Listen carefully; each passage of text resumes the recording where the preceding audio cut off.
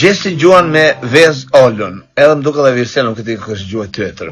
Më fali për dhamin, po janë në work in progress, ashtu dhe, janë duke bërdhambët. Mos i qikon të shikoni kur përfundojnë.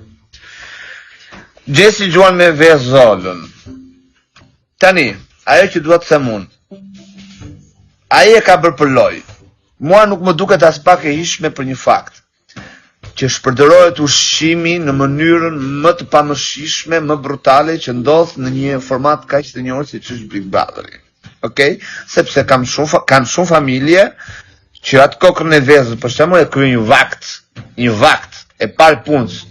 E dytë e punës, a do të dënohet Gjesti për këtë gjest që bëri apo jo? Pse? Pse e tha mund tash do të shpjegoj juve. 10 kur Lediona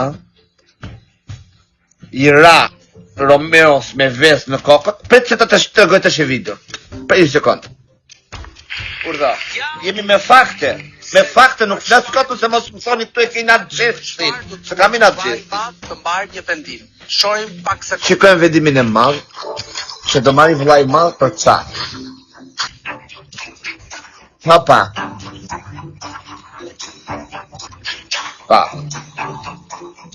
Dhe ata aty nuk e bën shumë tragjike.